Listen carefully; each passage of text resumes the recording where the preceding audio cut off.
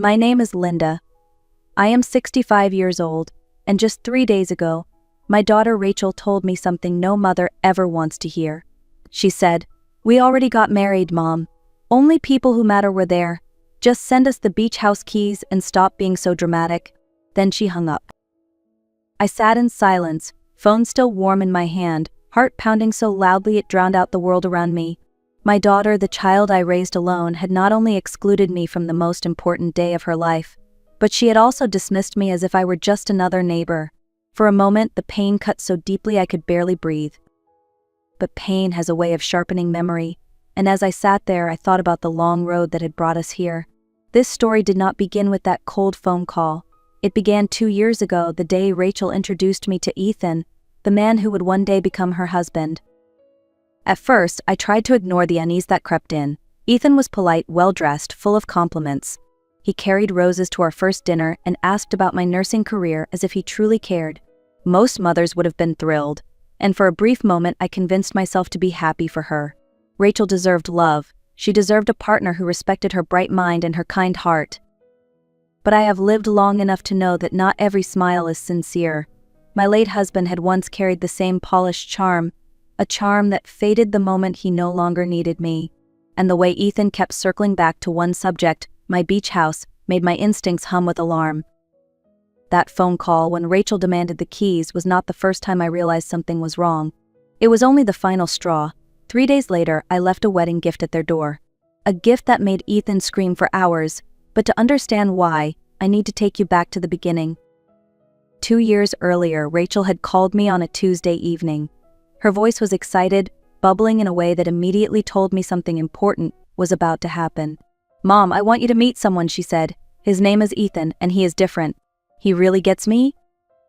When she arrived that Friday night, she was glowing.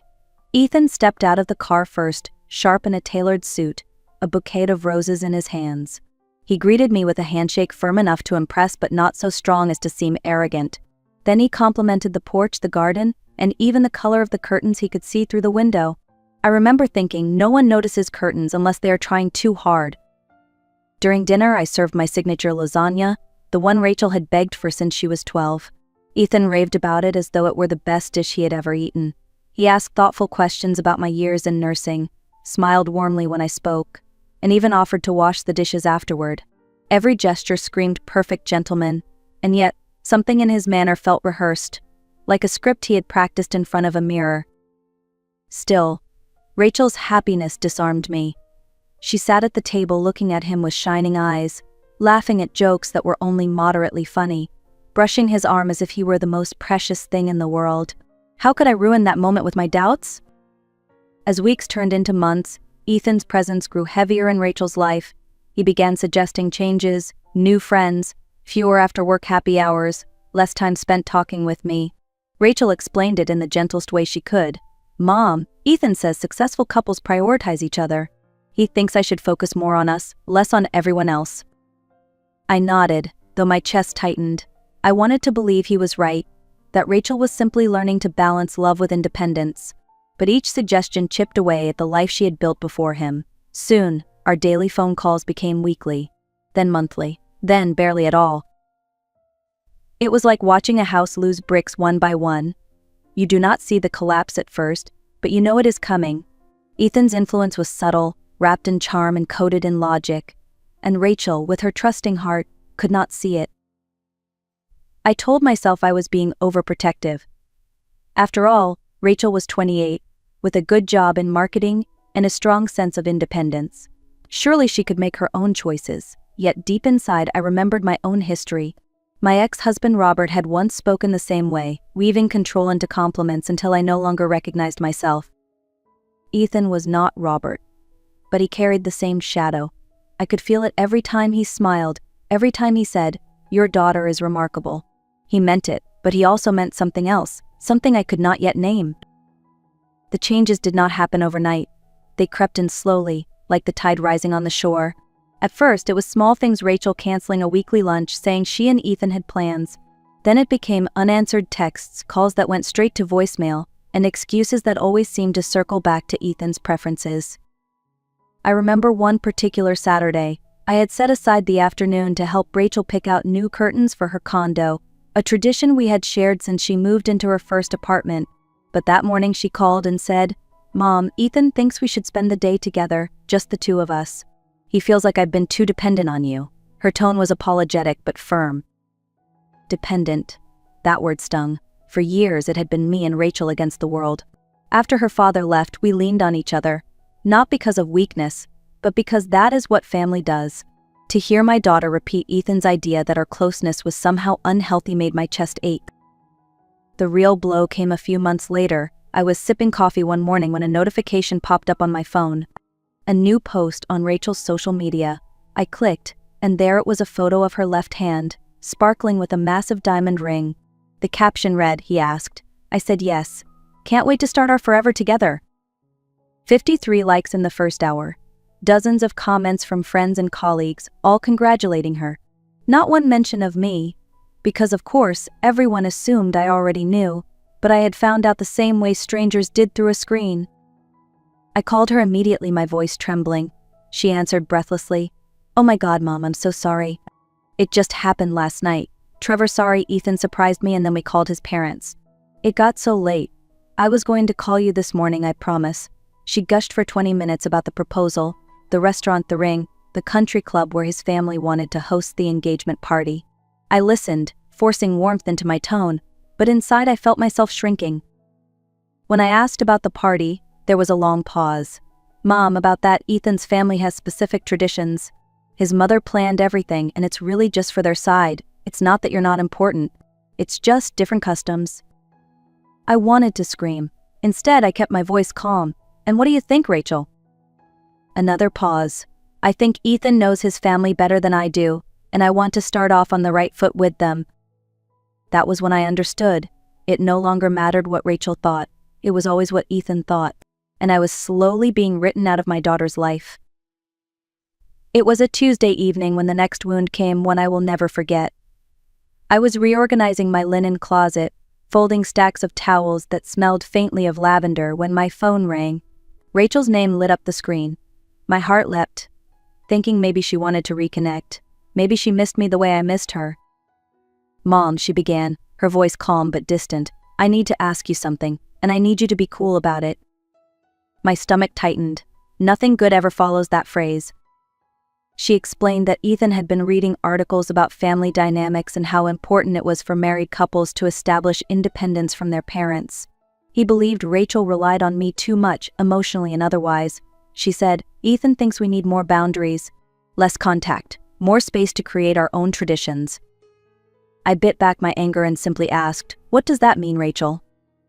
She hesitated. "For starters, Ethan thinks it would be healthier if we spent the holidays with his family this year, just to break the pattern." Christmas. The one tradition Rachel and I had never broken since her father left. Hot chocolate in pajamas, presents by the fire, laughter echoing in our small living room. To lose that was like losing the last thread tying us together. And then she added the final knife twist. "Ethan also thinks the beach house situation is complicated." I froze. "What about the beach house?" "Well," she said cautiously, "I always assumed I would inherit it someday. But Ethan feels like that puts pressure on us. He doesn't think he can ever relax there because it's yours, not ours. He thinks maybe it would be better if we had a place of our own, something that truly belongs to us." Her words hit like a storm surge. That house was not just property, it was memory. It was where Rachel learned to swim, where we watched sunsets barefoot in the sand, where we survived the hardest years together. "You're asking me to give it to you," I said quietly. "Not exactly," Rachel rushed to explain. "Ethan just thinks it's healthier if we start fresh. You understand, right?" I ended the call with a promise to think about it. But inside I already knew. Ethan wasn't just after my daughter's love. He was after her future, her security, and the home that had defined our family for generations. After that phone call, I knew I could not sit still any longer. Doubt had turned into certainty, and certainty demanded action. Ethan was not just a man with strong opinions, he was a man with an agenda. My daughter was too blinded by love to see it, but I had lived long enough to recognize the signs. The first step was quiet investigation. I began with the simplest of tools, the internet. A few searches with his full name, Ethan Miller, brought up scattered traces, a college yearbook photo, a LinkedIn page that looked too polished, too vague. Consultant, it said, but offered no company name, no details about clients, just sweeping phrases about financial strategies. I reached out to a few of Rachel's old college friends, women she had stayed close with before Ethan arrived. One of them, Amanda, remembered hearing about Ethan dating another girl years earlier. Her name was Emma, she told me. Her family owned a string of restaurants in Boston. It got messy. One day she just disappeared from social media, and her dad went public about cutting ties with a fiancé. I think Ethan was involved. That clue opened the door. I dug deeper, and with the help of a private investigator, confirmed the truth. Ethan had a pattern. Before Rachel, there had been Emma. Before Emma, a young woman named Sarah, who came from a wealthy family with a trust fund. Both relationships had ended abruptly. Both women had been isolated from their families, and both breakups followed financial disputes. The investigator uncovered something even darker. Ethan's grandfather had been involved in shady real estate deals back in the 1980s, including one with my ex-husband Robert. The deal ended with Robert nearly bankrupt after funds disappeared, money traced back to the Morrison family. Robert never recovered financially or emotionally, and now, decades later, Ethan was living off money hidden in offshore accounts, money that legally belonged to Robert's estate, which meant it belonged to Rachel. My heart pounded as the pieces fit together. This wasn't random. Ethan had researched Rachel long before their so-called chance meeting. He knew about her job, her inheritance, and yes, our beach house. He targeted her the way a predator targets prey, studying her vulnerabilities until he found the perfect way in. For days, I carried the weight of that knowledge, torn between confrontation and caution, but the more I thought about it, the clearer it became. Ethan was building a trap around Rachel, and if I didn't act soon, she would lose everything. So I began to plan, not an angry outburst, not a dramatic showdown, but something that would strike harder than rage. I would give him a gift, something he could not ignore, something that would tear his carefully constructed lies apart. It would look like a wedding present wrapped in silver paper and tied with a white bow, but inside it would carry the truth. The wedding itself happened quietly, almost in secret. I was not invited, of course. One morning Rachel called and announced as if it were casual news, "Mom, we already got married yesterday." It was just close family and friends. Ethan thought a big wedding would be too much pressure. I congratulated her with a steady voice, though inside my chest felt hollow. Then came the real purpose of her call. "Ethan and I were wondering if you could send us the keys to the beach house. We'd love to spend our honeymoon there." I said yes, but what I did next was not what either of them expected. For 3 days I worked carefully. I gathered the documents from the investigator, records of Ethan's grandfather's theft, bank statements showing Ethan's access to the offshore accounts, newspaper articles from decades past. I added copies of emails between Ethan and his associate Marcus Webb, where they discussed strategies for keeping the money hidden. Each page told a story of lies and greed. I placed them neatly inside a leather portfolio, the kind that looked expensive and professional. Then I tied a white bow around the outside and slipped a short note beneath it. "Congratulations on your marriage. Every new husband should know his wife's family history. With love, Linda." That Friday, I drove to their apartment, walked up the steps, and set the package gently at their door. I did not ring the bell. I did not wait for them to find it. I simply turned, walked back to my car, and drove home. At 2:17 that afternoon, my phone rang. Rachel's number appeared, but when I answered, it was Ethan's voice, loud and furious. "What the hell is wrong with you, you crazy old witch? How dare you send us this garbage?" I held my teacup steady. "Hello, Ethan. I take it you opened your wedding gift." "This is harassment," he shouted. "I'm calling the police." I smiled to myself. "And what exactly will you tell them? That your mother-in-law gave you a gift containing public records? Court documents? Bank statements?" In the background, I could hear Rachel crying, begging him to calm down. But Ethan was too rattled, his mask of charm shattered. My gift had done exactly what I intended. That evening, my phone rang again. This time it was Rachel. Her voice was thick from crying. "Mom, what did you do? Ethan says you're trying to destroy our marriage." I spoke gently. "Sweetheart, I gave you both a wedding gift. Did you read through it?" A pause stretched between us. I read enough. "Ethan says it's all lies, that you're jealous, that you never wanted us to be happy." Her words trembled, as though she wanted to believe him but could not ignore the doubt creeping in. "Rachel," I said softly, "ask yourself this: if it were really all lies, why would he be so furious? Why wouldn't he want to clear his family's name? Why wouldn't he see this as an opportunity to get justice for your father?" There was silence on the line, broken only by her uneven breathing. Finally, she whispered, "Mom, did his grandfather really steal money from Dad?" "Yes," I said, $2.3 million. Your father spent years trying to recover it. The stress of it all contributed to him leaving us when you were young. Ethan has been living off that money for years." I could hear her gasp. In the background, Ethan shouted for her to hang up, but instead she lowered her voice. "I found something, Mom." After he stormed out, I went through his desk. There are emails between him and someone named Marcus Webb. They've been talking about offshore accounts, about how to keep the inheritance flowing. The dates go back years, even before we met. Her words came faster now, a mix of fear and anger. "I also called Emma, the woman in your file. She told me everything. How Ethan isolated her, tried to take her money, even had her rewrite her will in his favor. She gave me Sarah's number too. Same story, Mom. Exactly the same." I closed my eyes, relief washing through me. "I'm so sorry, Rachel. I never wanted you to learn this way." "Don't apologize," she said firmly. "You tried to warn me. I didn't listen. But now I know who Ethan really is, and I'm going to make him pay. I just need your help." For the first time in 2 years, my daughter's voice carried strength instead of doubt. The next morning, Rachel came to my house. She looked exhausted, her eyes swollen from nights of crying, but her expression was steady. She placed a folder on the kitchen table, the same table where she had once done homework as a child. Inside were the emails she had found, conversations between Ethan and Marcus Webb about hiding the Morrison inheritance in offshore accounts. "Mom," she said quietly, "I want to fight back, but I can't do this alone." I reached across the table and took her hand. "You're not alone. We'll do this together." We started by contacting the law firm that had handled Robert's estate. Attorney Patricia Winters met with us that same week. She confirmed that Rachel, as Robert's only heir, had a legitimate claim to the stolen funds.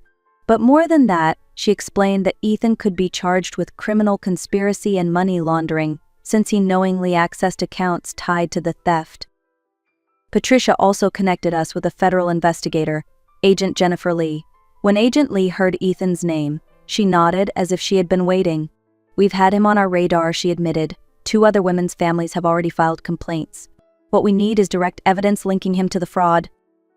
Rachel hesitated for a moment, then straightened her shoulders. "What if I can get him to admit it? On record?" That was the plan. Agent Lee outlined the steps carefully.